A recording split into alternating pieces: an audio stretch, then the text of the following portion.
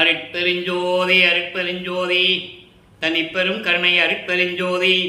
எல்லா உயிர்களும் இன்புற்று வாழ்க, வள்ளல் மலரடி வாழ்க வாழ்க, கொல்லாவிரதம் குவளை எல்லாம் ஓங்குக, நல்லோர் நினைத்த நலம் பெறுக, நன்று நினைத்த எல்லோரும் வாழ்க இசைந்து. உலக மக்களே, அறிவார்ந்த அன்பர்களே, ஆன்மநேய ஒருமைப்பாடுடைய அன்பர்களே, அருட்பெருஞ்சோதி ஆண்டவருடைய திருவிளையாடலை நமது பிள்ளை பெருமானவர்கள் திருவருட்பாவிலே அருளியதிலிருந்து பார்த்து கொண்டிருக்கிறோம்.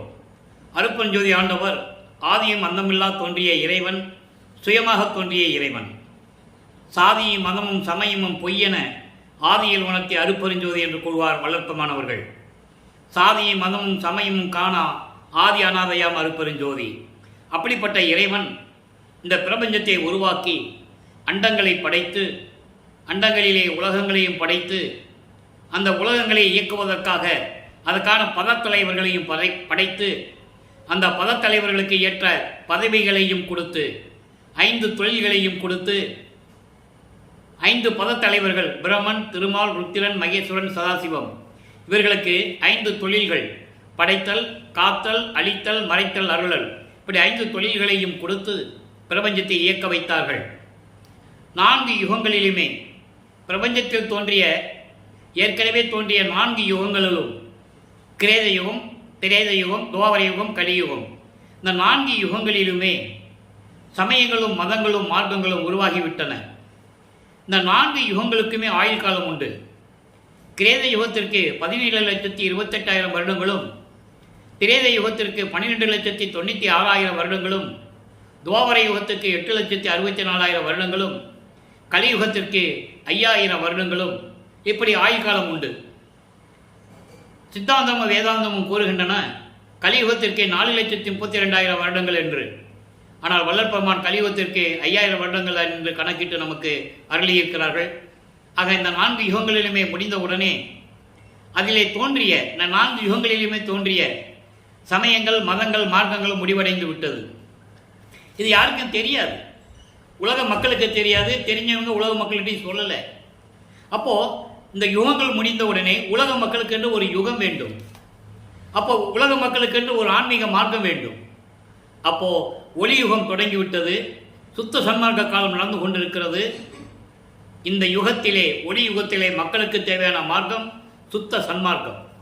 அப்போ இந்த சுத்த சன்மார்க்கத்தை அருட்பெருஞ்சாண்டவர் நிறுவி உருவாக்கி அதை தன் மகன் கையில் கொடுத்து ஒப்படைத்து உலக மக்களை எல்லாம் சன்மார்க்கத்தில் சேர்க்க வேண்டும் என்பதற்காகவே ஒரு தாயின் வழியாக இந்த பூலகத்திற்கு தனது செல்வ பிள்ளையை, தன் அருளால் பெற்றெடுத்த ஒரு ஆண்மகனை செல்வப்பிள்ளை என்று பெயரிட்டு வளர்த்து கொண்டிருந்த ஒரு பிள்ளையை இந்த பூலோகத்திற்கு ஒரு தாயின் வழியாக வருவிக்க செய்தார் அருட்பெருஞ்சோதி ஆண்டவர்.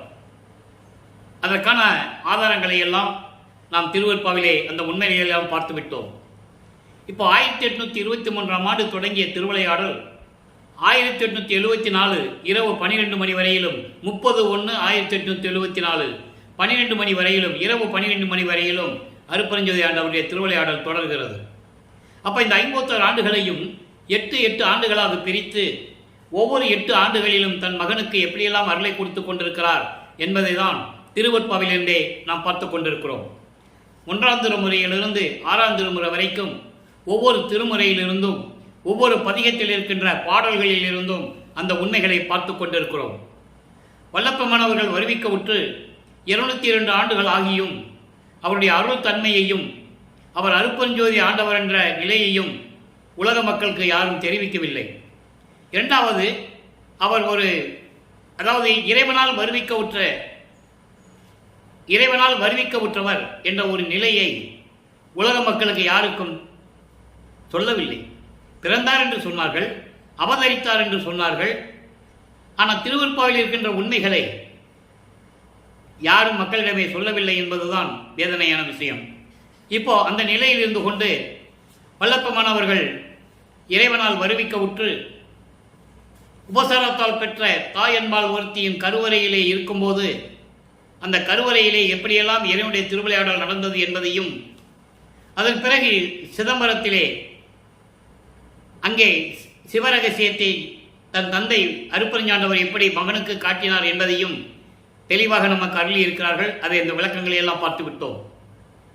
அதன் பிறகு வருவிக்க உற்ற 1ஆம் ஆண்டிலிருந்து 8 ஆண்டுகளுக்குள் இறைவனிடமிருந்து எந்த அருளையும் பெற முடியாமல் நமது பிள்ளை பெருமானவர்கள் எப்படி தவித்துக் கொண்டிருந்தார் என்பதையும் பார்த்து கொண்டிருக்கிறோம். எந்த பாடசாலையிலும் போய், எந்த பள்ளிக்கூடத்திலும் போய் படிக்கல, எந்த ஆசிரியரிடம் போய் கல்வி கற்கவில்லை. அவர் மனம் ஒரு நிலையில் இல்லை. அதனால் தனிமையை நாடிக்கொண்டிருக்கிறார் அந்த குழந்தை பருவத்தில். அந்த பருவத்திலே மனநிலையை ஒரு நிலைப்படுத்த வேண்டும். அதற்காக ஒரு தனிமையான ஒரு இடத்தை தேர்வு செய்கிறார். அதுதான் சென்னையில் இருக்கின்ற கந்தகோட்டம் என்ற ஒரு இடம். அதன் பிறகு 8 ஆண்டுகள் வரைக்கும் இந்த நிலையில் இருந்து கொண்டிருக்கும் போது 9வது ஆண்டு தொடக்கத்தில் 2வது எட்டில் அடியெடுத்து வைக்கும்போது 9வது ஆண்டு தொடக்கத்தில் இறைவன் அவர் முன் தோன்றி, என்னால் வருவிக்க உற்றவன் என்னுடைய மகன் நீ, இப்பொழுது உனக்கு ஞானத்தை கொடுத்து விடுகிறேன், மற்ற அருள்களை எல்லாம் முன்பருவம் பின்பருவம் காட்டி உனக்கு அருள் செய்வேன் என்று சொல்லி மறைப்பின் நிலையை ஏற்படுத்திவிட்டு மறைந்து விடுகிறார். அதன் பிறகு இந்த நிலையை வல்லப்பமானவர்கள் 9வது ஆண்டில் இறைவன் ஆட்கொண்டதை தெளிவாக கூறுவார்கள். 6ோடு 3வது ஆண்டிலே ஆட்கொண்ட அருள்கடலே என்று கூறுவார். 6ோடு 3வது ஆண்டிலே என்னை ஆட்கொண்ட கருணையின் கடலே என்று கூறுவார். ஆக 9வது ஆண்டில் 6ோடு 3 என்பது 6+3, 9வது ஆண்டில் இறைவன் தன்னை ஆட்கொண்டதை தெளிவுபட நமக்கு அருளியிருக்கிறார்கள். 9வது ஆண்டில் இறைவன் ஆட்கொண்ட பிறகு சமயங்களும் மதங்களும் மார்க்கங்களும் சூழ்ந்திருந்த காலகட்டங்களில் இவரும் இருந்ததனால் சைவ சமயத்தில் இருந்த அந்த குடும்பத்தில் இருந்து வருவிக்க உற்றதனால் இவரும் சிவபெருமான இறைவன் என்று வணங்கிக் கொண்டிருக்கிறார். சைவ சமயத்தின் அடையாளமாகிய திருநீர் பூசிக்கொள்வதும், உத்திராட்சமலை போட்டுக்கொள்வதும், நமச்சிவாயா சிவாய நம ஓம் நமச்சிவாய் என்று சொல்லுவதும், இறைவனை வழிபடுவதும் இந்த நிலையில் இருந்து கொண்டிருக்கிறார்கள் நமது பிள்ளை பெருமானவர்கள். அப்போ திருவருள் முறையீடு உதயமாகிறது. 1ஆம் திருமுறையிலே 6ஆம் பதிகம் திருவருள் முறையீடு என்ற பதிகம் உருவாகிறது. அந்த திருவருள் முறையீடிலே மொத்தம் 232 பாடல்கள் இருக்கின்றன. இதுவரை நாம் 220 பாடல்களை பார்த்துவிட்டோம். இன்று 221வது பாடல். திருவருள் முறையீடிலே இறைவனை எப்படியெல்லாம் இறைவனிடம் முறையீடு செய்கிறார், இறைவனால் வருவிக்கு உற்ற பிறகு, இறைவனுடைய மகன் என்று தெரிந்த பிறகு வெளியே யாரிடையும் சொல்ல முடியாமல் எப்படி தவித்துக் கொண்டிருக்கிறார் என்ற நிலைகளெல்லாம் இப்போ நம்ம பார்த்து கொண்டிருக்கிறோம். இப்போ வல்லப்பமானவர்கள் 9வது ஆண்டிலிருந்து 16 ஆண்டுகளுக்குள் இருந்து கொண்டிருக்கிறார். 2வது எட்டில் இருந்து கொண்டிருக்கிறார். இப்போ திருவருள் முறையீடு பாருங்க. இன்னைக்கு பாடல், மெய்யகத்தே கனப்போதும் விடாது விரும்புகின்றோர் கையகத்தே நின்று ஒளிரும் கனியே, நுதல் கண் கரும்பே, வையகத்தே நினை அல்லால் நற்றுணை மற்றில்லை, இப்பொய்யகத்தேன் செய்யும் தீங்கு 1000 பொறுத்து அருளே.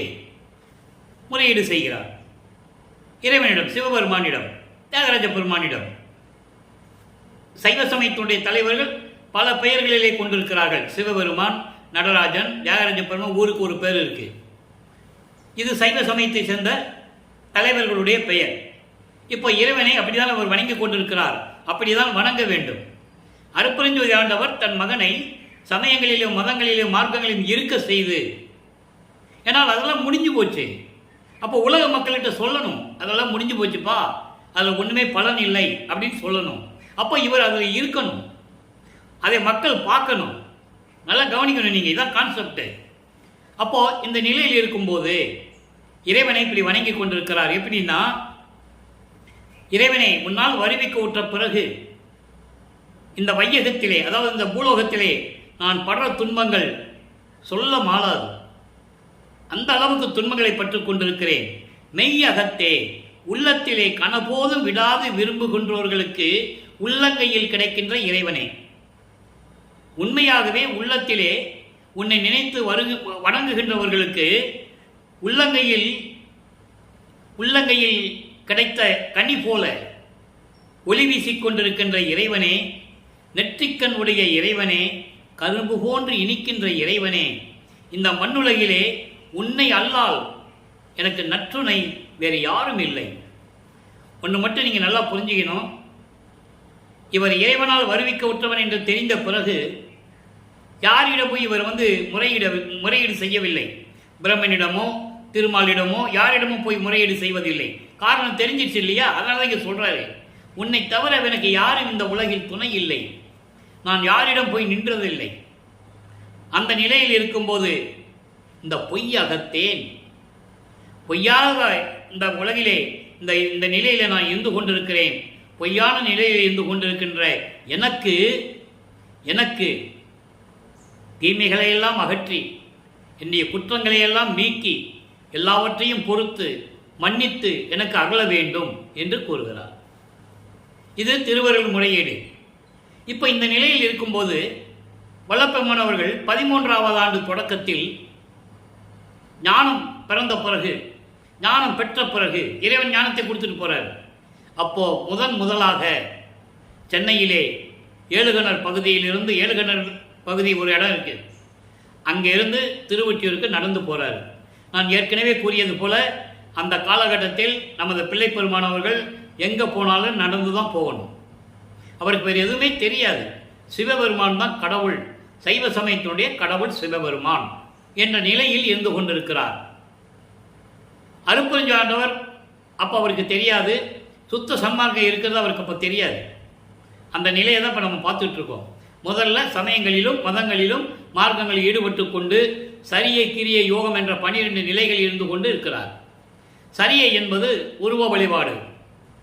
அதாவது எந்த சமயத்தை சேர்ந்தவர்களாக இருந்தாலும் அவங்க சமயத்தினுடைய தலைவர்களை நினைத்து உருவகப்படுத்தி உருவ வழிபாடு செய்வது. கிரியை என்பது அதே உருவ வழிபாட்டிற்கு வேள்வி வளர்த்து வேதங்களை சொல்லி மந்திரங்களை சொல்லி வழிபடுவது. பூக்களை போட்டு ஊதுவத்தி கொளுத்தி கற்பூரம் ஏற்றி இந்த நிலையில் வழிபடுவது கிரியை. யோக நிலை என்பது யோகத்தில் இருந்து கொண்டு வழிபடுவது.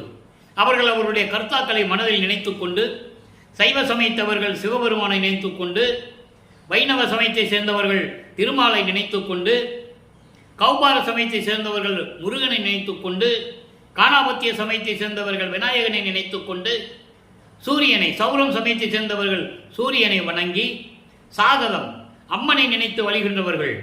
இவர்களெல்லாம் அந்தந்த சமய தலைவர்களை வழிபடும் போது அவங்க நிலைகள்லாம் மாறும். இந்த நிலையில் வல்லபெருமானும் சைவ சமயத்தில் இருந்ததனால் சிவபெருமானை வழிபட்டுக் கொண்டிருக்கிறார். அந்த நிலையில் இருக்கும்போது 2ஆம் திருமுறை உருவாகிறது. திருவொற்றியூருக்கு போறாரு. அங்கே 2ஆம் திருமுறையிலே இதுவரை நாம் 24 பதியங்களை பார்த்திருக்கிறோம். மொத்தம் 113 பதியங்கள், 1207 பாடல்கள். ஒவ்வொரு பாடல்களில் இருந்து தான் நம்ம இறைவனுடைய திருவிளையாடலை பார்த்துக்கிட்டு இருக்கோம். 1ஆம் திருமுறையில் இப்போ திருவருள் முறையீடு முடிஞ்ச உடனே வடிவுடை மாணிக்க மாலை வந்துடும். 2ஆம் திருமுறையிலே எழுத்தறிய பெருமான் மாலை சொல்லணும். 3ஆம் திருமுறை முற்றிலும் முடிவடைந்து விட்டது. அதுக்கான விளக்கங்கள் இடையிடையில சொல்லுவோம். 4ஆம் திருமுறையிலே பிரசாத மாலை இருக்குது, பத்தி மாலை இருக்குது. 6ஆம் திருமுறையில் நடராஜபதி மாலை, சத்குருமணி மாலை, அனுபவ மாலை என்ற பதிகங்கள் எல்லாம் இருக்கிறது. அதெல்லாம் நம்ம போக போக பார்த்துட்டு இருக்கோம். இப்போ 2ஆம் திருமுறை உருவாகும் போது இப்போ 25வது பதிகத்தில் இருக்கின்ற பாடலை பார்த்துக்கிட்டு இருக்கோம். ஆடல் அமுது 10. ஆடல் அமுது என்பது இறைவனை சொல்லுகிறார். திருவிளையாடல் செய்து கொண்டு அருநடனம் செய்து கொண்டிருக்கின்ற அமுது போன்ற இறைவன். இந்த 10 என்பது 10 பாடல்கள். அந்த பதிகத்திலே 10 பாடல்கள் இருப்பதனால் அதுக்கு 10 என்று பெயரிட்டிருக்கிறார். இப்போ இதுக்கு முன்னால் பார்த்த 24 பதியங்களுடைய ஒரு சுருக்கம்.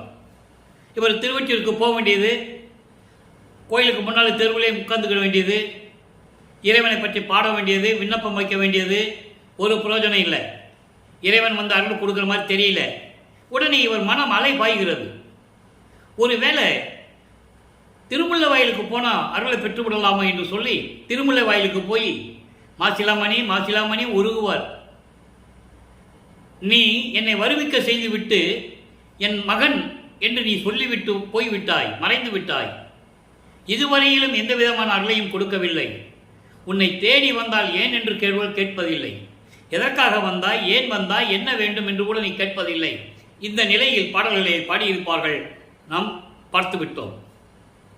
அதன் பிறகு திருவெளித்தாயம். இந்த திருவொற்றியூரிலையும் மாசி திருமலை வாயிலில் ஒன்றுமே இல்லை, கிடைக்கல, இறைவன் வரல, திருவிளையாடல் செய்து கொண்டிருக்கிறார், அலைய வைத்துக் கொண்டிருக்கிறார் தன் மகனை. ஏனால் மகனை பக்குவப்படுத்த வேண்டும், அருள் பக்குவம் கிடைக்க வேண்டும், பக்குவப்படுத்த வேண்டும்.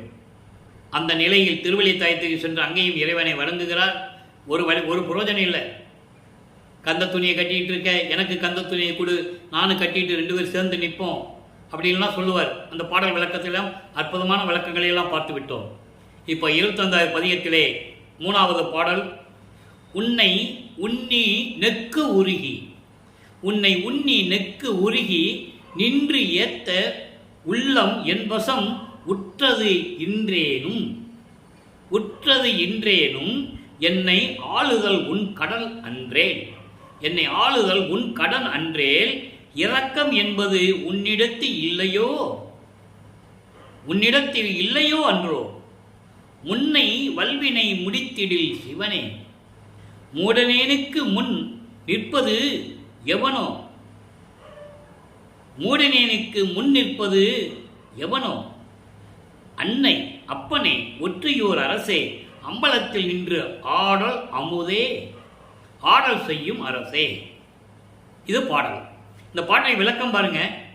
உன்னை உண்ணி, உண்ணினா நினைத்து, உன்னை நினைத்து, உன்னை நினைத்து மனம் உருகி நின்று வணங்க இந்த உள்ளம் என் வசம் இல்லை என்றாலும், நல்ல கவனிங்க, மனம் உன்னை வணங்கி ஏற்று வணங்குவதற்கு, உன்னை நினைத்து வணங்குவதற்கு, மனம் உருகி வணங்குவதற்கு என் உள்ளம் இருக்கிறதே, மனம் இருக்கிறதே, என் வசம் இல்லை.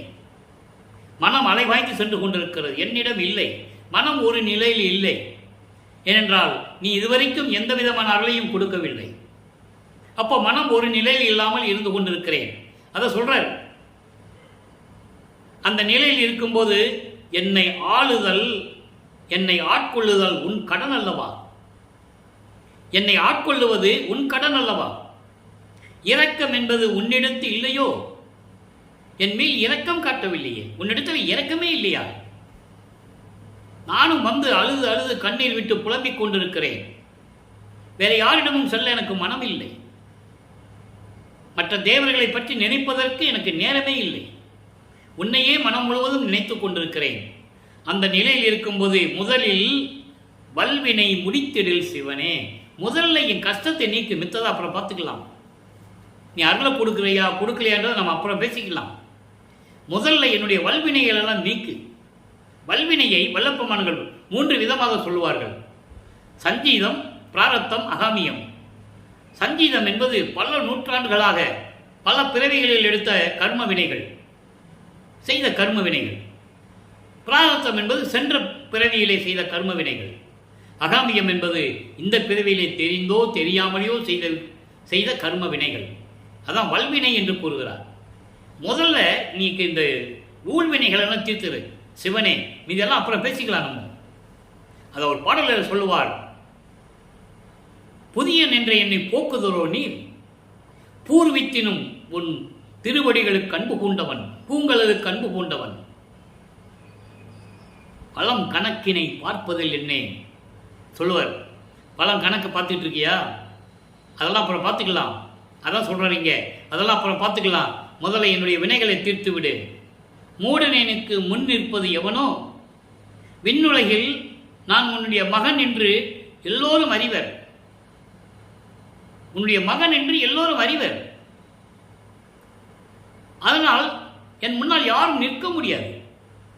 அந்த நிலையை நீ உருவாக்கி தர வேண்டும்.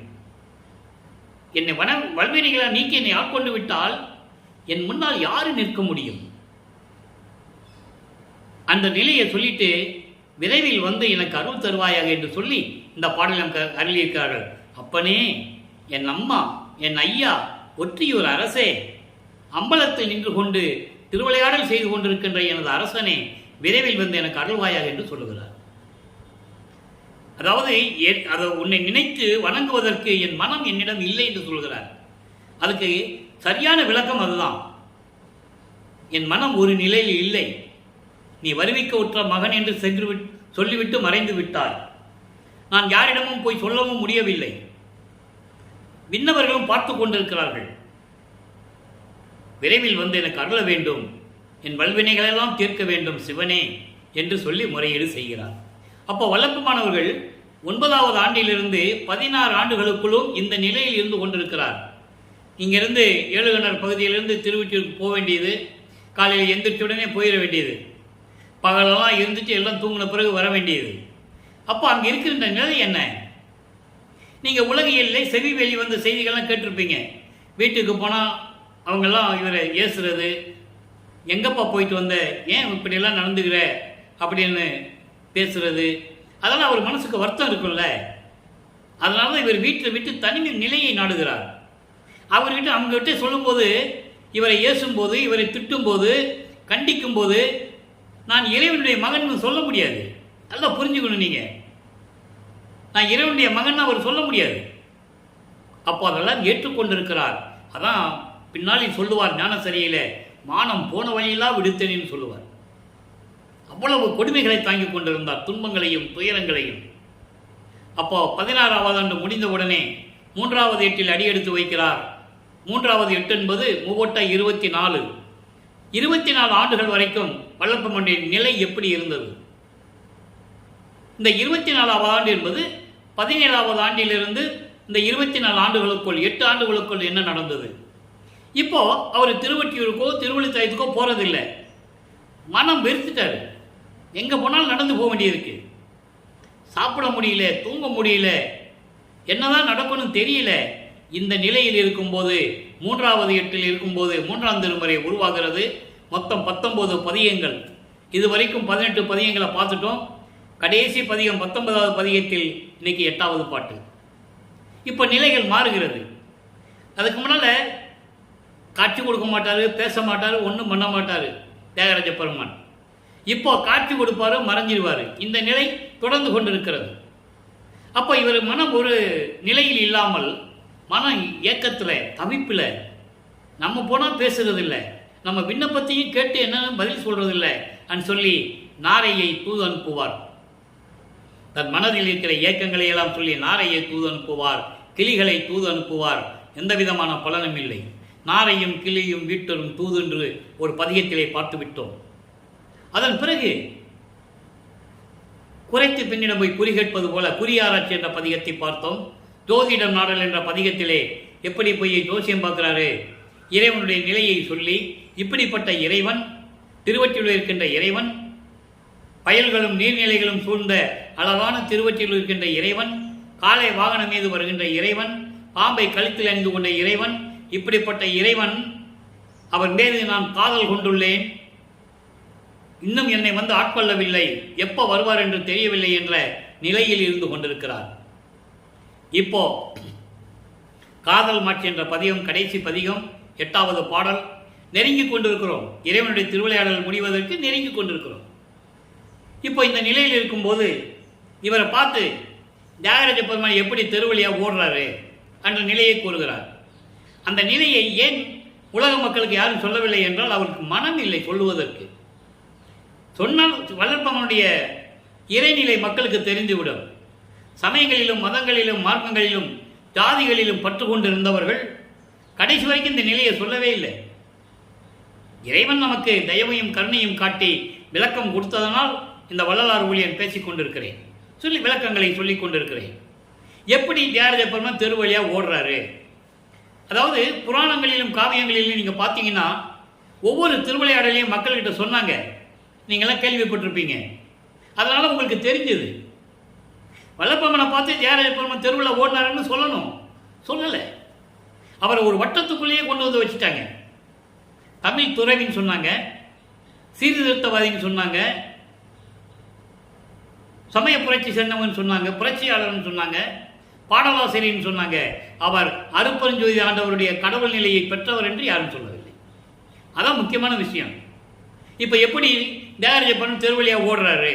இதுவரைக்கும் 7 பாடல்கள் பார்த்துட்டோம். நீ 8வது பாடல். கடுக்காதலித்தார். இறைவனை பற்றி முதல்ல சொல்லணும். எப்படிப்பட்ட இறைவன் சொல்லணும். அவன் பவனி வரும்போது எப்படி இருந்தாப்புல என்னை பார்த்துட்டு ஏன் ஓடினாருன்னு சொல்லணும். அதானே? கடுக்காதலித்தார் திருவொற்றியூர் காலை அவர்தம் பவனியை விடுக்கா மகிழ்வில் காண வந்தால் விரியும் நமது வினை கவர்ந்து படுக்கா மதிப்பில் நம்மை திரும்பி பாராது ஓடுகின்றார். நாம் உடுக்காது ஓடினாலும் அவர் ஓட்டம் பிடிக்க ஒண்ணாதே. அதாவது இறைவன்கிட்ட விண்ணப்பம் வைக்கிறார். நம்ம ஏற்கனவே பார்த்துருக்கோம், என்னுடைய வல்வினைகள் எல்லாம் தீர்த்து கொடுக்கணும் அப்படின்னு இப்போ ஒரு பாடலில் பார்த்தோம்ல, இதுக்கு முன்னால் பார்த்தோம். முதல்ல என் வினைகளெல்லாம் தீர்த்து விடு, மீதெல்லாம் அப்புறம் பேசிக்கலாம் அப்படின்னு சொல்லுவார். அதற்கு பதில் இந்த பாடத்தில் இந்த பாடலில் இருக்கு. 2ஆம் திருமுறையில் இருக்கின்ற பாடலுக்கு 3ஆம் திருமுறையில் 19வது பதியத்தில் பதில் இருக்கு. இதான் கனெக்டிவிட்டின்னு சொல்றது. விளக்கம் இப்படி தான் வரும். இறைவனுடைய அருளை பெற்றுவிட்டால் விளக்கம் தெளிவாக வரும்.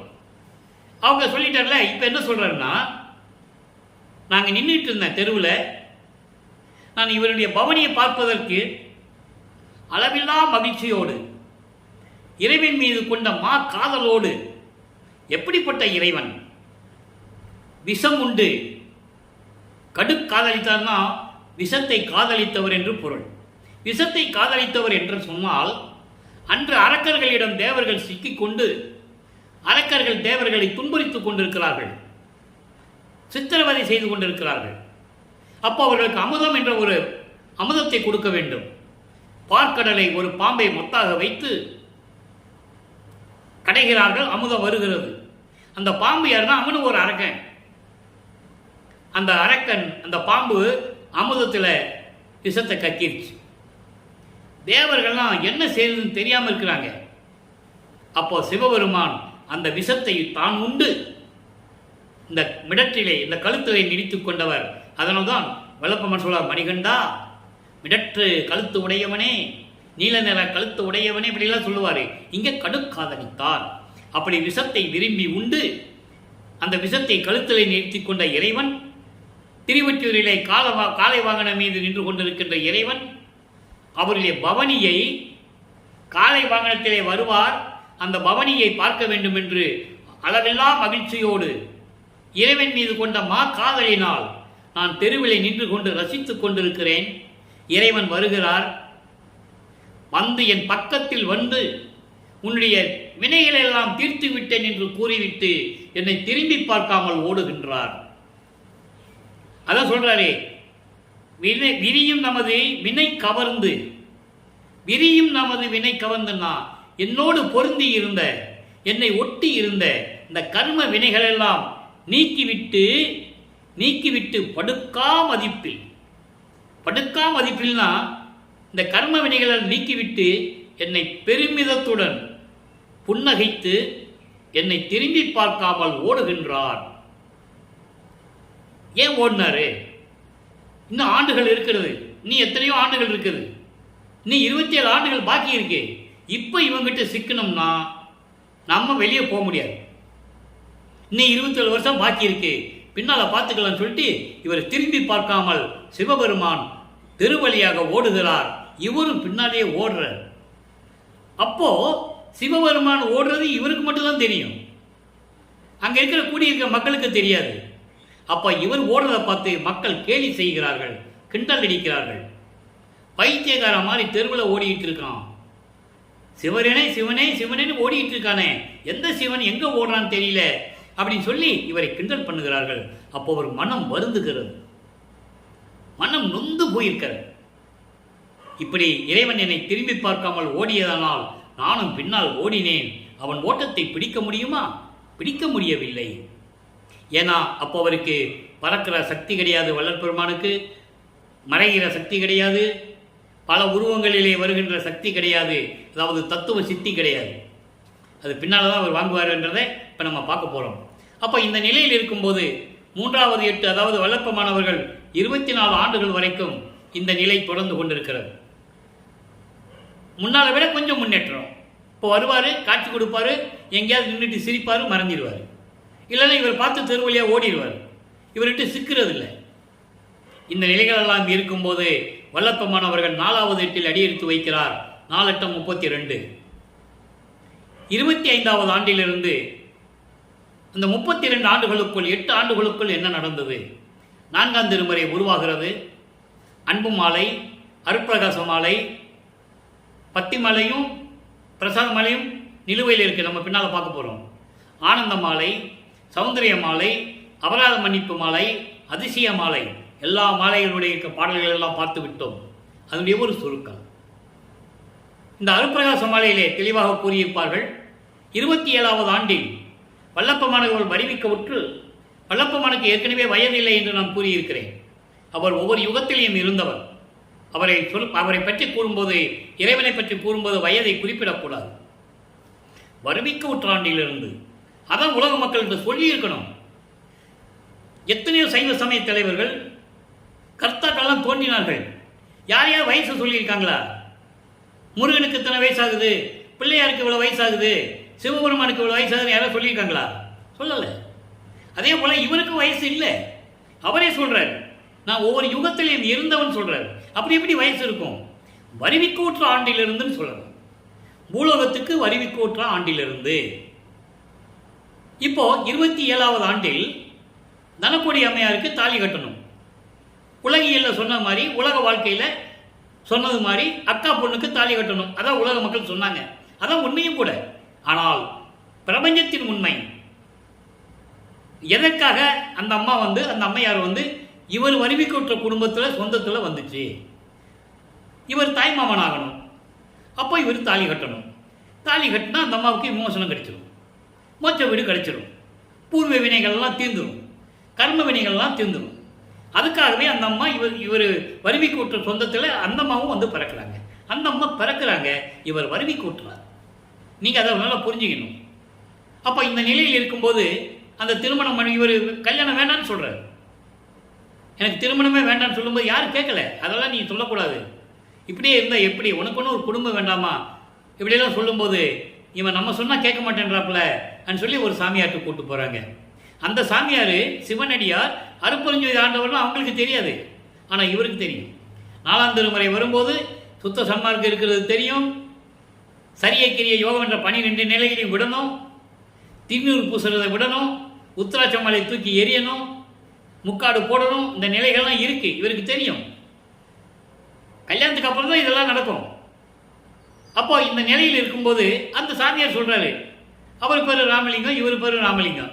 ராமலிங்கம், அதெல்லாம் ஒன்றும் இல்லைப்பா, நீ கல்யாணம் பண்ணிக்கோ, தாலி கட்டிடு. தாலி கட்டிடு, எல்லாம் முடிஞ்சிடும், அவ்வளோதான், முடிஞ்சு போச்சு. ஏன்னா இது உலகியலுக்காக ஒரு நாடகம், ஒரு திருவிளையாடல். அருட்பெருஞ்சாண்டவர் சொன்னார், நான் கட்டினேன்னு இவர் சொல்ல முடியாது. ஏன்னா அது பாடலில் சொல்லுவார். அருட்பெருஞ்சாண்டவர் என்ன சொல்லுவார், நான் மகன்கிட்ட, இந்த பூலோகத்துக்கும் விண்ணுலகத்துக்கும் நீ வேஷம் மட்டும்தான் போடணும், உண்மை நிலையை யாருக்கு நீ சொல்லக்கூடாது. நான் தான் கடைசியில் சொல்லுவேன், அதுக்கப்புறம் பார்த்துக்கலாம்னு சொல்லி ஏற்கனவே விண்ணுலகத்துக்கு பூலோகத்துக்கு அனுப்புவார். அந்த பாடலை நம்ம விளக்கெல்லாம் பார்த்துட்டோம். ஆக இந்த நிலையில் இவர் அந்த மனமேடையில் இருக்கும்போது அங்கே பிரம்மன், திருமால், விருத்திகள்லாம் வாழ்த்துறதுக்கு உட்கார்ந்துருக்காங்க. மனித கண்களுக்கு தெரியாது. நீங்கள் சினிமாவில் பார்த்துருப்பீங்கல்ல, பிரம்மனை திருமால் அந்தரத்துலேருந்து தேவர்கள்லாம் வரும்போது அப்படியே அந்தரத்தில் பறந்து வருவாங்க, அப்படியே சரன்னு கீழே பூலோகத்தில் இறங்குவாங்க. இதெல்லாம் சினிமாவில் காட்டுவாங்க இல்லையா? அதே போன்று அங்கே இருக்கிறது இவர் கண்ணுக்கு தெரியும், மற்றவங்களுக்கு தெரியாது. பாடலில் சொல்றாரு, மனப்போது வீற்றிருந்தான் நாளையன் மற்றவரும், என் மனது அழுக்காறு, என் மனம் எப்படி துன்பட்டது தெரியுமா, தந்தையும் தாயும் வரவில்லையே என்று. அருட்பெருஞ்சாண்டவரும் என் அம்மை சிவகாமி வழியே வரவில்லை என்று என் மனம் எப்படி பண்பட்டது, அதாவது துன்பட்டது தெரியுமா, எப்படி புண்பட்டது. அதெல்லாம் நினைவில் வைத்துக்கொண்டு அன்று இரவே மணமக்களை வாழ்த்துவதற்காக 2 குதிரை மாட்டின தேரில் வந்தாங்கன்னு சொல்லி 6ஆம் திருமுறை சொல்வார் அந்த பாட்டை. இங்கே அப்பா அம்மா வரலன்னு வருத்தப்படுவார் 4ஆம் திருமுறையில். சுத்த சன்மார்க்கத்தை பெற்ற பிறகு அப்பாவும் அம்மாவும் 2 குதிரை மாட்டின தேரில் எப்படி இவரை வாழ்த்துனாங்க அப்படின்றத 6ஆம் திருமுறையில் சொல்லுவார். அந்த விளக்கத்தையும் நம்ம பார்த்துட்டோம். இப்போ இந்த நிலைகள் இருக்கும்போது இவர் உலகியலை தாலி கட்டியாச்சு, அந்த அம்மாவுக்கு மோட்ச வீட்டை காட்டியாச்சு, வல்வினைகள் எல்லாம் தீர்த்தாச்சு.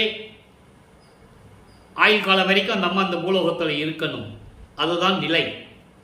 நல்லா புரிஞ்சுக்கணும் நீங்கள். அப்போ அந்த நிலைகளெல்லாம் திறந்து உலகப்பற்றை விட்டு வெள்ளாடை அணிந்து முக்காடு போட்டார். திருநூரை பூசுவதை விட்டுவிட்டு உத்திராட்சி மலையை தூக்கி போட்டு, ஏன்னா சமயங்களும் மதங்களும் மார்க்கங்களில் சொல்லப்பட்ட சங்கற்ப விகற்பங்கள் எதுவுமே இருக்கக்கூடாது சுத்த சன்மார்க்கத்தில் இருக்கும்போது. அதை தெளிவாக சொல்லுவார். எல்லாம் உடைய அற்பரிஞ்சோதி அற்புத கடவுளே, இது தொடங்கி எக்காலத்தும் சுத்த சன்மார்க்கத்தின் முக்கிய தடைகள் அது சுத்த சன்மார்க்கத்துக்கு. இன்னைக்கு வரைக்கும் மேடையில் பேசுகிறவங்க, மக்கள்கிட்ட பேசுகிறவங்க மாறுபட்ட கருத்தில் பேசிட்டு இருக்காங்க. சுத்த சன்மார்க்கம் வந்து தனி மார்க்கம், அதனால தான் முக்கிய தடைகள் என்று சொன்னார். இவங்க என்ன சொல்லுவாங்கன்னா, அவர் அப்படிதான் முதலே இருந்தார், எல்லா கோயிலுக்கும் போனார், வழிபட்டார், எல்லாம் பூசிக்கிட்டு இருந்தார், அதெல்லாம் பூசிக்கிட்டு இருக்கலாம் அப்படின்லாம் சொல்லுவாங்க. அவர் இருந்தது உண்மைதான், அப்புறம் வேண்டான்னு சொன்னார்ல, அதை சொல்லணும்ல.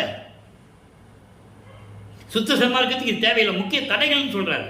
சமயங்களும் மதங்களும் மார்க்கங்களும் முக்கிய தடைகளாகிய சமயங்கள், மதங்கள், மார்க்கங்கள் என்பவற்றின் ஆசார சங்கற்ப விகற்பங்களும், வருணம் ஆசாரம் முதலிய சங்கற்ப விகற்பங்களும், உலகாச்சார சங்கற்ப விகற்பங்கள் அது. இவையெல்லாம் எங்கள் மனதில் பற்றா வண்ணம் அருள் செய்தல் வேண்டும். இதுதான் முக்கியமான கருத்து சுத்த சன்மார்க்கத்துக்கு. அப்போ அந்த நிலையில் இருக்கும்போது எல்லாவற்றையும் துறந்து இப்போ வல்லப்பமானவர்கள் 5வது எட்டில் அடியெடுத்து வைக்கிறார். 33வது ஆண்டிலிருந்து 40 ஆண்டுகளுக்குள் என்ன நடந்தது என்பதை பார்த்து விட்டோம். இப்போ 33வது ஆண்டு தொடக்கத்தில் எல்லாவற்றையும் துறந்து அப்படியே சென்னையிலிருந்து அண்டங்களை கடந்து, தத்துவங்களை கடந்து, எல்லா வெளிகளையும் கடந்து சுத்த சிவஞான வெளிக்கு சென்று கொண்டிருக்கிறார். அங்கே சுத்த சன்மார்க்கத்தை பெறுவதற்காக, அங்கே தன் மகனை வரவேற்பதற்காக அற்புதஞ்சிதாண்டவர் இருக்கிறார். அன்பர்களே, இது கதையல்ல, கற்பனை அல்ல, திருவருட்பாவில் இருக்கின்ற உண்மைகளை உங்களிடம் கூறிக்கொண்டிருக்கிறேன். இறைவன் கொடுத்த விளக்கங்கள் பாடல்களிலே இருக்கிறது. உதாரணத்திற்கு நான் ஏற்கனவே நிறைய இடங்களில் கூறியிருக்கிறேன். தத்துவங்களை தனித்தனியாக கடந்தேன், தத்துவாதீத மேலையில் சித்தியல் முழுதும் தெரிந்தேன். எங்கே தத்துவங்களை கடந்து போன பிறகு எல்லாம் தெரிஞ்சிச்சு அவருக்கு. அவை மேல் சிவநிலையை தெரிந்திட சென்றேன். ஏன் மக்கள்கிட்ட சொல்லல? ஊர் சுத்தினாரு, தெருவு சுத்தினாரு, எங்க போனாருன்னு தெரியாது, மாட்டு வண்டியில போனாரு, நடந்து போனாருன்னு தானே சொன்னாங்க இல்லையா? அவர் என்ன சொல்றாரு? சுத்த சிவநிலை தெரிந்திட சென்றேன். அப்ப அவர் எப்படி போனாரு? சிவநிலை எங்க இருக்கு? பரவெளி, பரம்பரை வெளி, பராவெளி, பெருவெளி, பெருசுக வெளி, பல வெளிகளை கடந்து இருக்கிறது அது சுத்த சிவஞான வெளி. அது மட்டுமா? சரிய நிலை 4ம், ஒரு கிரிய நிலை 4ம், தனி யோக நிலை 4ம் தனித்தனியாக கண்டறிந்தேன். உரிய சிவநிலை, உரிய சிவஞான நிலை, இந்த 12 நிலைகள் முதல்ல சொன்னார்ல, சரிய கிரிய யோகம், அதெல்லாம் சமயங்களையும் மதங்களையும் மார்க்கங்களையும் சார்ந்தது. பின்னால் சொல்றாரு உரிய சிவ ஞான நிலை 4ம், ஞான சரியை, ஞான கிரியை, ஞானத்தில் யோகம், ஞானத்தில் ஞானம், இந்த 4 நிலைகளையும் அருள் ஒளியால் சுத்த சன்மார்க்கத்தை பெற்ற பிறகு அருட்பெருஞ்சோதியினுடைய அருள் ஒளியால் ஒன்று ஒன்றாய் அறிந்தேன். அந்த பாடல்ல கடைசி வரியில சொல்லுவாரு, அந்தங்களை கடந்தேன் அதெல்லாம் சொல்லிடுவாரு. கடைசி வரியில சொல்லுவாரு, பெரிய சிவ அனுபவத்தால் சுத்த சன்மார்க்கம் பெற்றேன். சுத்த சன்மார்க்கத்தில் ஏற்படுத்தினேன் சொல்லல, சுத்த சன்மார்க்கத்தை அமைத்தேன் என்று சொல்லவில்லை. சுத்த சன்மார்க்கம் என் தந்தையிடம் இருந்து பெற்றேன். அப்ப சுத்த சன்மார்க்கத்தின் தலைவன் அருட்பெருஞ்சோதி ஆண்டவர், சுத்த சன்மார்க்கத்தின் செயலாற்றக்கூடியவர் பொதுச் செயலாளர் வல்லற்பமானவர்கள் என்பதை நான் பதிவு செய்ய கடமைப்பட்டிருக்கிறேன். யாரும் மறுக்க முடியாது. சுத்த சன்மார்க்கத்தை பெற்றது யார்? உருவாக்கியது யார்? அதனால்தான் சொன்னாரே, சுத்த சன்மார்க்கம் பெற்றேன், இரவாமை உற்றேன் கான் தோழி. அனுபவ மாலையில் வரும்போது நம்ம அதை பார்க்க போறோம். இந்த ஏன் முதலே சொல்றேன்னா, இவர் தத்துவங்களை கடந்து போகும்போது அது உதாரணத்தை சொல்ல வேண்டியிருக்கு.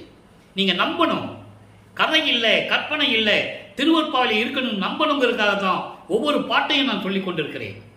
அதை நீங்க புரிஞ்சுக்கணும். சரி, இப்போ போனாரு, அங்கே சிங்காசனத்திலே சத்தியஞான சபையே அங்கே ஒன்று இருக்கு. அந்த சத்தியஞான சபையை தான் இங்கே கொண்டு வந்து நிப்பாட்டினது, நிறுவியது. அதே மாதிரி சபையை என்னுள் கண்டனன் தெளிவாக சொல்லுவார். ஆக இந்த நிலையில் இருக்கும்போது அங்கே போறாரு.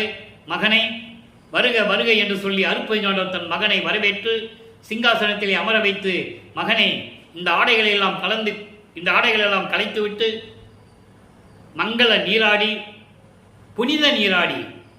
புனித நீராடி பட்டாடை அணிந்து அணிகலன்கள் அணிந்து அலங்காரத்துடன் நீ வருக, உனக்கு மணிமுடி சூட்ட வேண்டும் என்று சொல்லி மகனுக்கு மணிமுடி சூட்டி எல்லாவற்றையும் கொடுத்து, எல்லார்களையும் கொடுத்து, சாகா கல்வியும் கொடுத்து, ஏம சித்தியை கொடுத்து, தத்துவ சித்தியை கொடுத்து, எல்லா சித்திகளையும் கொடுத்து, சென்று வா மகனே பூலோகத்திற்கு, இன்னும் ஆண்டுகள் இருக்கிறது, இன்னும் 11 ஆண்டுகள் இருக்கிறது என்று சொல்லி பூலோகத்திற்கு அனுப்பிவிடுகிறார். இப்போ வல்லற்பமானவர்கள் நேராக விண்ணுலகத்திலிருந்து இங்கே கருங்குழியிலே உறைவிடமாக கொள்ளுகிறார். இப்போ வல்லப்பமானவர்கள் 6வது எட்டில் இருந்து கொண்டிருக்கிறார். 6 × 48 41வது ஆண்டிலிருந்து 48 ஆண்டுகளுக்குள் என்ன நடந்தது, இதை தான் இப்போ நம்ம பார்த்துக்கிட்டு இருக்கோம். இப்போ இதை தான் பார்த்துக்கிட்டு இருக்கோம். நீ 3 வருஷம் இருக்கு. அது எங்கே நடக்கும்? மேட்டுக்குப்போம் சித்தி விழாவும் பேர் உபதேசம் செய்தது, சுத்த சன்மார்க்க கொடியை நிறுவியது, கட்டியது, அங்கே ஞானசரியை உருவாகியது. இதெல்லாம் நம்ம பின்னால் பார்க்க போகிறோம். ஜீவகாணி ஒழுக்கம் இப்போ இங்கே உருவாகணும் தர்மசாலையிலே. அந்த விளக்கத்தை நம்ம கடைசியில் சொல்ல போகிறோம். ஜீவகாணி ஒழுக்கம்னா எத்தனை பிரிவுகள், எப்படி ஜீவகாணி ஒழுக்கத்தை இறைவன் சொன்னார் என்றதை நம்ம பின்னால் பேச போகிறோம். இப்போ கருங்குழியிலிருந்து விடைபெறுகிறார். கருங்குழியில் 9 ஆண்டுகள் இருந்தாச்சு. அங்கே என்னென்ன நடந்தது, தந்தையும் மகனும் எப்படியெல்லாம் உரையாடினார்கள் என்பதை நாம் ஏற்கனவே பார்த்து விட்டோம். இப்போ அதாவது 6வது எட்டில் இருக்கும்போது வல்லப்பமானவர்கள் அங்கிருந்து கிளம்பி விடைபெற்று கொண்டு இங்கே பார்வதிபுரத்திலே மக்கள் தானமாக கொடுத்த இடத்திலே ஒரே நாளிலே தர்மசாலையை நிறுவி அன்றே அணை அடுப்பை ஏற்படுத்தி மக்களுக்கு பசியை போக்கிக் கொண்டிருக்கிறார். ஜீவர்களுடைய பசியை நீக்கிக் கொண்டிருக்கிறார் வல்லப்பமானவர்கள். இங்கே ஜீவகாணி ஒழுக்கம் உருவாகிறது. ஜீவகாணி ஒழுக்கத்தை நம்ம பின்னால் பதிவில் போட போகிறோம். 7 பிரிவுகள்: பசி, பிணி, தாகம், இச்சை, எளிமை, பயம், கொலை. இது பசியும் கொலையும் பரஜீவகாரணியம். மீதெல்லாம் அபர ஜீவகாரணியங்கள் என்பதை 2 பிரிவுகளாக பிரித்து வல்லப்பமானவர்கள் நமக்கு அருளி இருக்கிறார்கள். அந்த விளக்கங்களை நம்ம பின்னாலும் பார்க்க போகிறோம். இறைவனுடைய திருவிளையாடலை முடிச்சுட்டு நம்ம அதை பார்ப்போம். அப்போது இங்கே இருக்கும்போது உத்தரஞான சிதம்பர மாலை உருவாகிறது. தர்மசாலையில் இருக்கும்போது உத்தரஞான சிதம்பர மாலையிலே என்னென்ன கூறினார் என்பதை அந்த பாடலில் விளக்கங்களெல்லாம் பார்த்து விட்டோம். இப்போ 1869ஆம் ஆண்டு நீதிமன்றத்திற்கு சென்று அங்கே திருவற்பாவை மறுப்பாய் என்று அறிவிக்க வேண்டும் என்று வழக்கு தொடர்ந்தார்கள் ஆறுமுக நாவலர் என்றவருடைய தலைமையிலே. அதையெல்லாம் வென்று திருவற்பாதான் மக்களுக்கு ஏற்றதென்று நீதிபதி தீர்ப்பு சொல்லி அந்த தீர்ப்பை வெற்றிகரமாக பெற்றுக்கொண்டு வல்லப்பமானவர்கள் தர்மசாலைக்கு வருகிறார். தர்மசாலையிலே உலகியலிலே செவி வெளிவந்த செய்திகள் எல்லாம் உண்டு, நிறைய உண்டு. சங்கராச்சாரியார் வந்தது. சங்கராச்சாரியார் சமஸ்கிருதம்தான் தாய்மொழி என்று சொல்லியது. வல்லப்பமானவர்கள் இருக்கட்டுமே, தமிழ் தந்தை மொழியாக இருந்து போட்டுமே என்று சொல்லியது. ஒரு சிறுவனை வைத்து சமஸ்கிருதத்தை பேச வைத்தது. எல்லாம் இங்கு நடந்தது தர்மசாலையிலே. இப்போ தர்மசாலையிலே இருக்கின்ற பெருவழியை பார்த்துவிட்டார். இந்த பெருவழியில்தான் தான் சத்தியஞான சபையை நிறுவ வேண்டும் என்பதை பாடல்களிலே உத்தரஞான சிதம்பர மாலையிலே கூறியதை சூட்சமமாக அந்த விளக்கத்தை எல்லாம் கூறியதை நாம் பார்த்து விட்டோம். இப்போ வல்லப்பமானவர்கள் இந்த நிலையில் இருக்கும்போது பதிகம் 81 தோழிக்கு உரிமை கிளத்தல் என்ற பதிகத்தில் இன்னைக்கு 8வது பாடலை பார்த்து கொண்டிருக்கிறோம். தோழிக்கு உரிமை கிளத்தல் என்பது தன்னுடைய நிலையை உலக மக்களிடம் சொல்லும்போது தன்னிடம் இருந்தவர்களிடமும் தன்னை சுற்றி இருந்தவர்களிடமும் மக்களிடம் பேசும்போதும் இவரை யாரும் நம்பவில்லை. இவருடைய நிலையை யாருமே நம்பவில்லை. அந்த மன வருத்தத்தை தன்னை தலைவியாகவும் இறைவனை தலைவனாகவும் வர்ணனை செய்து உள்ளத்திடம் சொல்லுவது போல, தோழியிடம் சொல்லுவது போல இந்த பாடலை நமக்கு அருளியிருக்கிறார்கள். பாடல் நல்லா கவனிங்க. பாடல் விளக்கம், பாடல் புரியாட்ட கூட விளக்கம் எளிமையாக இருக்கும். ஒளி ஒன்றே அண்ட பகிரண்டமெல்லாம் விளங்கி, ஒளி ஒன்றே அண்ட பகிரண்டமெல்லாம் விளங்கி ஓங்குகின்றது அன்றி அண்ட பகிரண்டங்களிலும் வெளி நின்ற சரா சரத்தும். சராசரம் என்பது அசையும் அசையா பொருள். சர அசர, சர அசர, அசையும் அசையா பொருள்கள் என்று பொருள். அதான் சராசரம் என்று சொல்கிறார். அகத்தினோடும் புறத்தினோடும் விளம்பும் அகப்புறத்தினோடும் புறப்புறத்தும் நிறைந்தே உள்ளி நின்ற இருள் நீக்கி இலங்குகின்ற தன்மை உலகு அறியும், நீ அறியாது அன்று கண்டாய் தோழி. இது எல்லாம் ஒரே விளக்கம், 6 வரைக்கும் முதல்ல பார்ப்போம். தோழியிடம் சொல்லுவது போல உலக மக்களுக்கு சொல்றாரு. அதாவது ஒளி ஒன்றே, அருப்பெருஞ்சோதி ஒன்றுதான் அண்டங்களிலும் பகிரண்டங்களிலும் விளங்கி கொண்டிருக்கிறது. அது மட்டுமல்ல, அருப்பெருஞ்சோதி தான் அண்டங்களிலும் பகிரண்டங்களிலும் ஒளி வீசிக் கொண்டிருக்கிறது, பரிபூர்ணமாக விளங்கி கொண்டிருக்கிறது. அதோடு மட்டுமல்ல, இந்த அண்டங்களிலும் பகிரண்டங்களிலும் வெளி நின்ற வெளிகளில், அதாவது பரவெளி, பரம்பரவெளி, பராபரவெளி, பெருவெளி, பெருசுகவெளி, வெட்டவெளி, இப்படி எத்தனையோ வெளிகள் இருக்கிறது. எல்லா வெளிகளிலும் நின்ற அசையும் அசையா பொருள்கள், அசையும் பொருள் உயிரினங்கள், அசையா பொருள்கள், இவைகள் அகத்தும் புறத்தும் அகப்புறத்தும் புறப்புறத்தும் நிறைந்து உள்ளி நின்ற இருள் நீக்கி, உள்ளத்தில் இருந்த அறியாமையை நீக்கி விளங்குகின்ற தன்மை உலகுக்கு அறியும். இறைவன் எப்படிப்பட்டவன் சொல்றார், நல்லா புரிஞ்சுக்கணும் நீங்க. அதாவது அருப்பெருஞ்சோதி வடிவிலே ஒளி வீசிக்கொண்டு அண்டங்களிலும் பகிரண்டங்களிலும் விளங்கி கொண்டிருக்கின்ற இறைவன். அந்த இறைவன் அதோடு மட்டுமல்ல, இந்த அண்டங்களிலும் பகிரண்டங்களிலும் விளங்குகின்ற உலகங்களில் அசையும் அசையா பொருள்கள், உயிரினங்கள், அவர்களின் அகத்தும் அகப்புறத்தும் புறப்புறத்தும் விளங்கி கொண்டிருக்கின்ற தன்மை இந்த உலகத்துக்கு தெரியும். ஆனால் உனக்கு தெரியாது தோழி, உனக்கு தெரியாது. உலக மக்கள்கிட்ட சொல்றாரு, உலக மக்களே உங்களுக்கு தெரியாது. எப்படி? அண்டங்களிலும் பிண்டங்களிலும் இந்த அகம் அகப்புறம், புறம் புறப்புறம் 2 இதுல இருக்கு. அண்டங்கள்ல அகம் என்பது அக்னி, அகப்புறம் சூரியன், புறம் சந்திரன், புறப்புறம் நட்சத்திரங்கள். இவங்களையும் சரி, பிண்டங்கள் உயிரினங்கள், பிண்டங்கள்ல அகம் என்பது ஆன்மா, அகப்புறம் என்பது ஜீவன், புறம் என்பது ஐம்பொறிகள், புறப்புறம் என்பது அந்த கரணங்கள். இவங்க எல்லாற்றையுமே விளங்கி கொண்டிருக்கிற தன்மை இறைவன் இருக்கின்றான். அசையும் அசையா பொருள்களில் விளங்கி கொண்டிருக்கின்றான். அப்படிப்பட்ட இறைவனை பற்றி, அவருடைய அருள் தன்மை பற்றி இந்த உலகு தெரியும். உனக்கு தெரியுமா? மனதிடம் சொல்லுகிறார். மனதிடம் சொல்லுவது போல உலக மக்களுக்கும் சொல்லுகிறார். அது சொல்லிட்டு சொல்றாரே, தனி நின்ற ஒளிமயமே வேறில்லை, தனி நின்ற ஒளிமயமே வேறில்லை, எல்லாமும் தான், எல்லாமும் தான் என வேதம் ஆகமங்கள் சாற்றுதல் சத்தியமே. வேதங்களும் ரிக் வேதம், யசுர்வேதம், சாமவேதம், அதர்வன வேதம், ஆகம நூல்கள் 28 எல்லாருமே இறைவனை போற்றி வணங்கி கொண்டிருக்கிறார்கள். எப்படி? அதாவது சுத்த சன்மார்க்க நிலையில், சத்திய ஞான சபையில் ஒளிமயமாக விளங்கி கொண்டிருக்கின்ற இறைவன் வேறு யாரும் இல்லை, அருப்பெருஞ்சோதி ஆண்டவர். எல்லாம் தான், தான் என்ன? அருப்பெருஞ்சோதி ஆண்டவர். எல்லாமே அருப்பெருஞ்சோதி ஆண்டவர் தான் என்று வேதங்களும் ஆகமங்களும் சொல்லுவது சத்தியமே. ஆனால் வேதங்களையும் ஆகங்களையும் படித்தவர்கள் அருப்பெருஞ்சோதி ஆண்டவரை பற்றி சொல்லவே இல்லை. அருப்பெருஞ்சோதி ஆண்டவர் ஒரு ஆண்டவர் இருக்கிறார் என்பதையும், சுத்த சன்மார்க்கம் அருப்பெருஞ்சோதி ஆண்டவர் தான் தலைவர் என்பதையும் சொல்லுவதற்காக உலக மக்களை எல்லாம் சுத்த சன்மார்க்கத்தில் சேர்த்து உலக மக்களெல்லாம் இன்புற்று வாழ வேண்டும் என்பதற்காக நான் வருவிக்க உற்றேன். இறைவனால் இறைவனாகவே வருவிக்க உற்றேன். தெளிவாக கூறுகிறார் அருப்பெருஞ்சோதி அகவலிலே, ஆன்ற சன்மார்க்கம் அணிவர என்னைத்தான் ஈன்று, கவனிக்கணும், ஈன்று, என்னைத்தான் ஈன்று அவருடைய அருள் சக்தியால் என்னை ஓர் ஆண்மகனாக உருவாக்கி என்னை பெற்றெடுத்து இந்த உலகிற்கு ஒரு தாயின் வழியாக வருவிக்க செய்தவர் என்று கூறுகிறார்.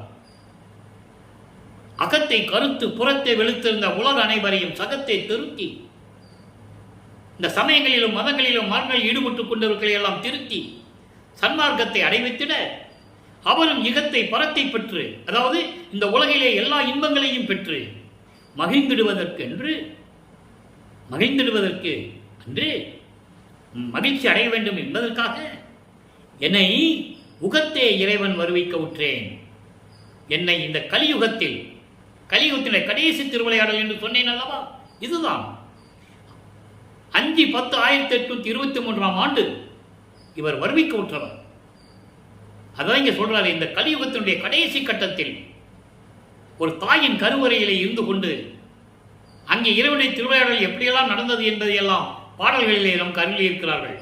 மகாதேவ மாலையிலே சொல்லுவார், 87வது பாட்டில் சொல்லுவார். நீங்க எடுத்து பாருங்க, 1ஆம் திருமுறையிலே 5வது பதிகம் மகாதேவ மாலை 87வது பாடல். என் பெருமான் நின் விளையாட்டு நான் என் சொல்லுவேன். இந்த சிறியனை இந்த மகனை எப்படியெல்லாம் ஒரு நாத்தம் அடிக்கிற துர்நாற்றம் பிடிச்ச ஒரு கருவையில் நிற்க வச்ச, எப்படியெல்லாம் தத்துவங்களை என்னை பயமுறுத்தின, இப்படியெல்லாம் என்னை வளர்த்தையே நியாயமான்னு கேட்பார். அற்புதமா இருக்கும். மக்கள்கிட்ட யார் சொல்லலாம், அதனால தெரியல. சரி, இப்ப சொல்லிட்டாரு, இறைவனை பத்தி சொல்லிட்டாரு. அப்படிப்பட்ட இறைவன் தான் வேதங்களும் ஆகமங்களும் சொல்லியாச்சு, உலக மக்களுக்கு சொல்லிட்டாரு. இப்போ தத்துவ வெற்றி, தத்துவங்களை ஜெயிக்கணும். இப்ப அகங்காரத்தை எப்படி ஜெயிச்சாரு? மனம், சித்தம், புத்தி, அகங்காரம், அந்த கரணங்கள். இப்ப அகங்காரத்தை எப்படி சொல்றாரு பாருங்க. அகங்காரம் என்னும் பொல்லாத அடவாதி பயலே. அகங்காரம் என்பது ஆணவம், செருக்கு. அடங்காத பொல்லாத அடங்காத பயலே, அடுக்கடுக்காய் எடுக்கின்றாய், தொடர்ந்து தொல்லை கொடுத்து கொண்டிருக்கிறாய், தொடர்ந்து தொல்லை கொடுத்து கொண்டிருக்கிறாய், அடுத்து முடுக்கின்றாய். என்கிட்ட வந்து சேர்ந்து என்னையும் தூண்டி விட பார்க்கிற. சகம் காண, அதாவது உலகம் பார்க்க தலைகாலம் தெரியாமல் அலைந்து திரிகின்றாய். தலைகால் தெரியாம ஆடிக்கிட்டு இருக்க அகங்காரமே, தலைகால் தெரியாம ஆடிக்கிட்டு இருக்க. நின் ஜபந்தான் சிறிதும் நடவாது. உன்னுடைய செயல் ஒரு சிறிதளவு கூட, திணை அளவு கூட நடக்காது. நீ நினைச்சாலும் அங்க நடக்காது. எப்படி? இகம் காண அடங்குக நீ. இந்த பூலோகத்தில் நீ அடங்கிதான் இருக்கணும் என்கிட்ட. எப்படி? அடங்காவிட்டால் கணத்தே இருந்த இடம் தெரியாதே எரித்திட செய்திடுவேன். ஒரு நொடி பொழுதுல உன்னை சாவற்றிடுவேன், சாம்பலாக்கிடுவேன், எரிச்சு சாம்பலாக்கிடுவேன். அடங்கி இருக்கணும். உள்ளத்தை, அகங்காரத்தை அடக்குகிறார். தத்துவ வெற்றியில் கூறுகிறார். நான் ஏற்கனவே சொன்னேன், தத்துவ வெற்றி, தத்துவ சித்தி இருக்கு. அதெல்லாம் பார்க்க போறோம். இது தத்துவ வெற்றி, தத்துவ சித்தி. அவர் தான் பறக்கிற சக்தி, நினைச்ச இடத்துல இருக்கிற சக்தி, அண்டங்களை கடக்கிற சக்தி எல்லாம் உண்டு தத்துவ சித்திலே. இப்போ இதெல்லாம் சொல்லிட்டு சொல்றாரு, அடக்கிடுவேன், உன்னை சாம்பலாக்கிடுவேன். சுகம் காண வென்றனை நீ அறியாயோ, சுகம் காண வென்றனை நீ அறியாயோ.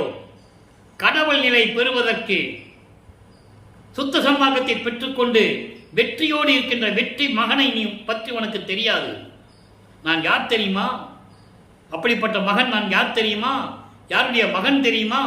நான் தான் சுத்த சிவமார்க்கம் பெற்ற பிள்ளை நானே. சுத்த சன்மார்க்கத்தில் இருந்து கொண்டு அந்த தலைவன், சுத்த சன்மார்க்க தலைவன் இருக்கிறானே, அருட்பெருஞ்சோதி ஆண்டவன், அவன் பெற்ற பிள்ளை நான். என்னிடம் உன் சவால் நடக்காது என்று கூறி அந்த நிலையை நமக்கு கூறியிருக்கிறார். இதை அகவலிலே கூறுவார். இவர் வருவிக்க விட்டதை ஏற்கனவே நான் கூறிவிட்டேன். இன்னொரு பாடல் இருக்கு.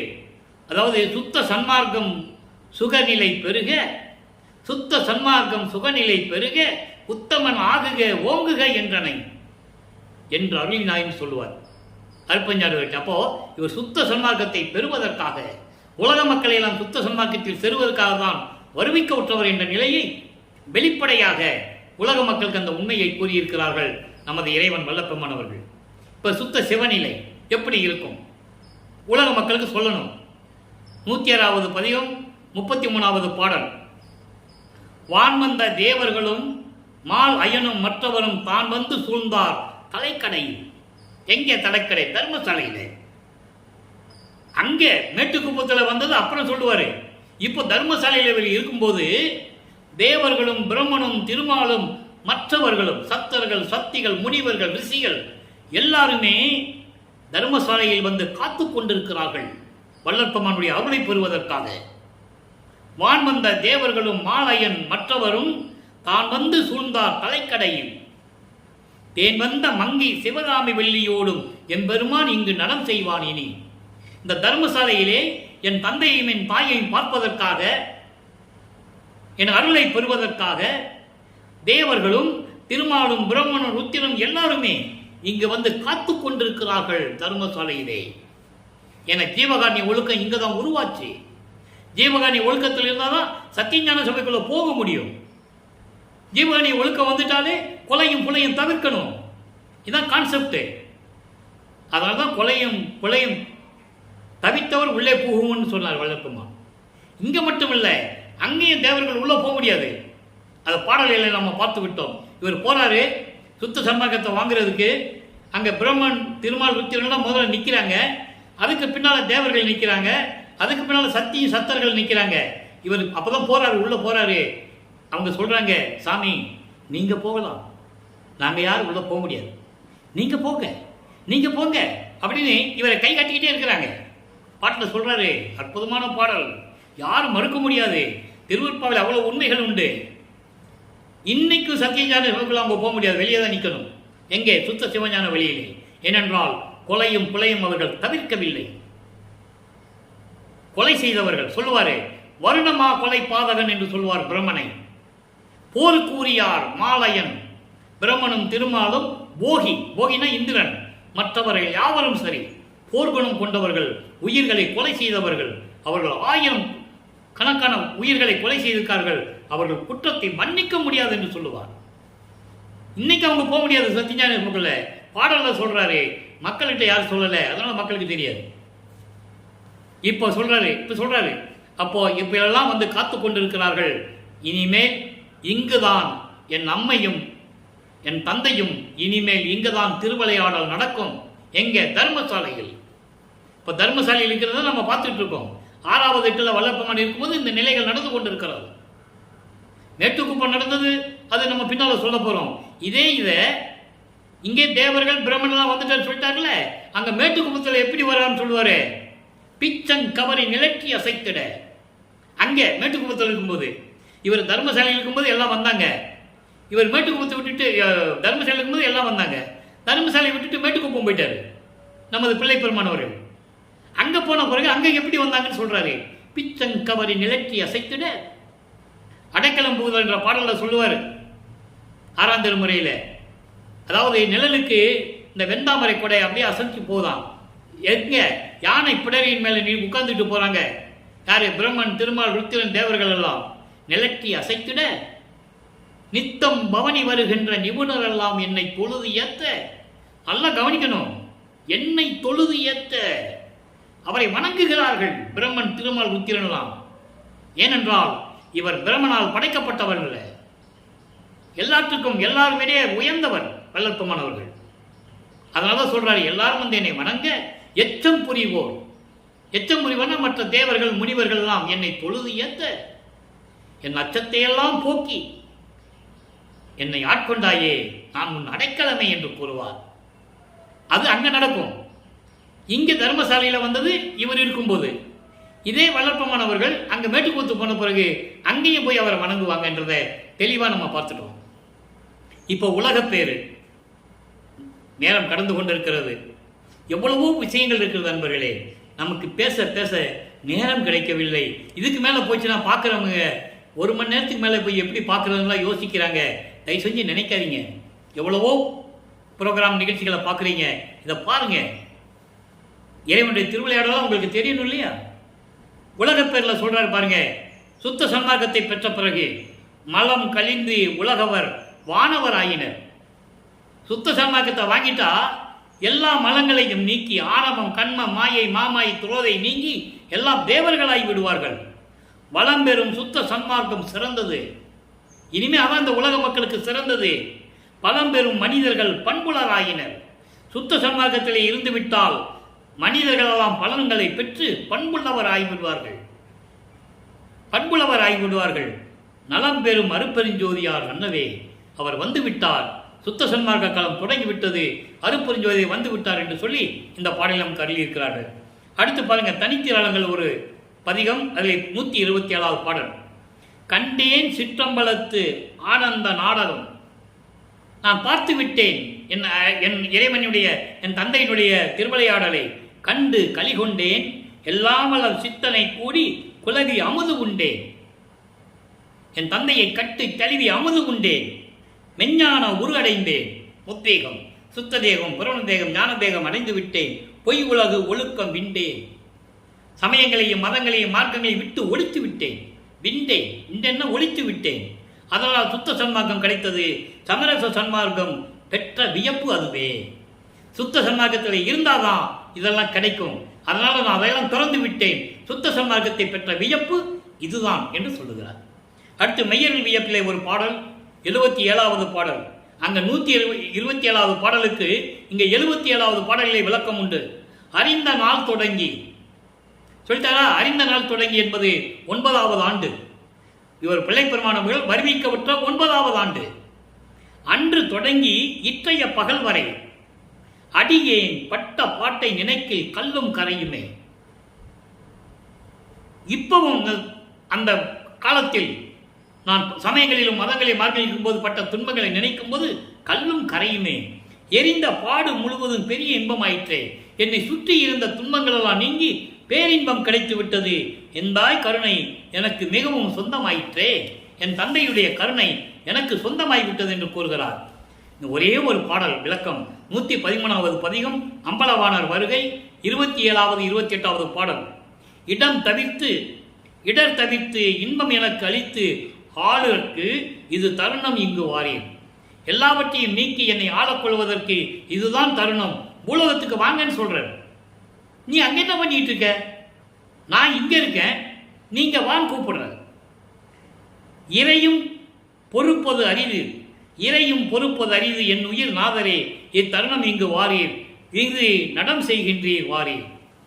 இனிமேல் என்னால் பொறுத்து கொள்ள முடியாது எக்குன்னு சொல்றாரு தர்மசாலையிலிருந்து. ஏன்னா ஆண்டுகள் நெருங்கி விட்டது. நீ 3 ஆண்டு தான் பாக்கி இருக்கு. நீ அங்கே விண்ணுலகத்திலிருந்து என்ன பண்ணிட்டு இருக்க? சீக்கிரம் இங்க வா அப்படின்னு கூப்பிடுற. இனிமேல் நான் அங்கே வர மாட்டேன், நீ தான் வரணும். ஏன்னா காலங்கள் நெருங்கி விட்டது. அருப்பஞ்சாண்டவர் இவரோட 2.5 கலந்துக்கணும். அதான் கடைசி திருவிளையாடலே கடைசி பாகம். அதை நம்ம பின்னால் பார்க்க போகிறோம். எனவே அன்பர்களே, இன்று பார்த்த பதிவில் எப்படியெல்லாம் இறைவனுடைய திருவிளையாடல் நடந்தது, நமது பிள்ளை பெருமானவர்கள் வருவிக்க விட்டதிலிருந்து ஒவ்வொரு 8 ஆண்டுகளிலும் எப்படியெல்லாம் இறைவன் திருவிளையாடல் செய்தார் என்பதை தெளிவாக திருவுற்பாவில் இருந்தே நாம் பார்த்து விட்டோம். நீங்களும் அப்படிப்பட்ட இறைவனை வணங்கி ஜோதி வழிபாடை மேற்கொண்டு கொலையும் புலையும் தவிர்த்து சைவ நெறியில் இருந்து கொண்டு கொல்லா நெறியை மேற்கொண்டு இறைவனுடைய அருளை பெற்றுக்கொண்டு இந்த நோயற்ற வாழ்வில் இந்த வையகத்திலே நீங்கள் வாழ வேண்டும். வாழ்க வாழ்க என்ற வாழ்த்தி இறைவனுடைய தயவாலையும் கருணையாலையும் வாழ்த்து விடைபெறுகிறேன். இந்த வள்ளலார் ஊழியன். மீண்டும் நாளை சந்திப்போம். நன்றி, வணக்கம். அருட்பெருஞ்சோதி அருட்பெருஞ்சோதி தனிப்பெரும் கருணை அருட்பெருஞ்சோதி. நாளையும் இறைவனுடைய திருவிளையாடல் தொடரும். கண்டு மகிழ்ந்து இறைவனுடைய அருளை பெற்றுக் கொள்ளுங்கள்.